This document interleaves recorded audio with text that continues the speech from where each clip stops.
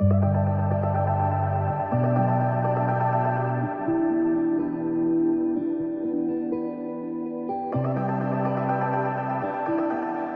always thought it'd be fun to play in a band. Yeah, I'd play the keyboards, or maybe try out for the role of lead vocalist.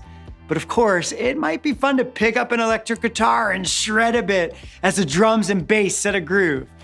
Yeah, there's just nothing like going to a concert and watching all the instruments come together. 5 or 6 people, each playing their own instrument, but somehow they can figure out how to all work together to make something bigger than each instrument could do on its own. If the guitar player decided to play his own lick, the vocalist wouldn't know when to sing her lyrics. If the drummer figured a different rhythm would be better for the song, the bass player would find himself off tempo. The whole thing would fall apart. Playing in a band, making music together, that takes a lot of cooperation. Cooperation is simply working together to do more than you can do alone. And as you know, cooperation isn't something that just happens in a band. It can happen on a school project, a construction site, and even in a family. In fact, cooperation is really a spiritual concept because we're invited to cooperate with God. We're made to cultivate and develop the world around us that God created. God put all of us together on this planet to do more together than we could ever do alone, and in some cases, with God's help, to do things that might even seem undoable. We think that's a great reason to spend the month of March talking all about cooperation. As we do that, we want every leader, every parent, and every child to memorize Ecclesiastes 4:9. 2 people are better than one. They can help each other in everything they do. What a great reminder that we are better together. Just imagine what could happen if kids and families in your church discovered that through cooperation, they can make a huge difference in your community. To discover more about cooperation, we'll head to the Bible and learn through stories of people who came together in faith to do something they never could have done alone. We start off with the Israelites.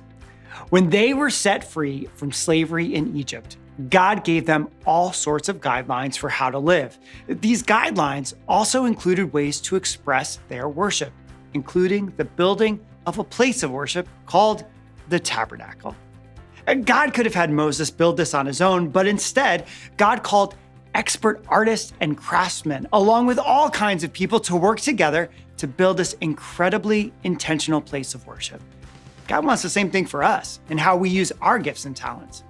Bottom line, God wants us to work together. Then, in week 2, we head to a really great and kind of bizarre story where Joshua is battling a group of people called the Amalekites. As the battle starts, Moses stood on a hill with his brother Aaron and another guy named Hur. As long as Moses kept his arms up, the Israelites stayed in control of the battle. But when he dropped his arms, the Israelites started losing. So Hur and Aaron made a really great decision. They stood on either side of Moses and helped hold up Moses' arms. And with God's help, the Israelites were victorious. Just like Hur and Aaron, it's important for a child to realize that they can cooperate to help others win. Bottom line, work together to help someone succeed. In week 3, we'll discover a paralyzed man who just happened to have some really good friends. When the man's friends heard that Jesus was in town, they tried everything to get their friend to Jesus. When they got there, the place was packed. Instead of giving up, they went up to the roof and tore a hole big enough to drop their friend down right in front of Jesus. Jesus did something unbelievable because of their faith and cooperation. We want kids to see that they can cooperate to meet the needs of others. Bottom line, work together to help someone in need. We wrap up the month taking a look at how we can cooperate as the church. In the beginning of Acts, Luke offers some insight to how the early church shared what they had and worked together to help each other through the basic problems of life.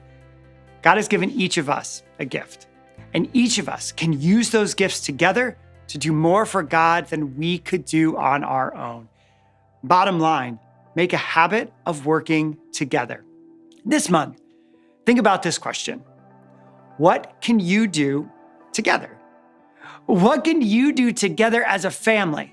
And what can you do together as a church to demonstrate to your kids how God designed us to work together? This month, help your kids and families think about how you can cooperate with God to help change the world. Just imagine what you could do in your community through the power of cooperation.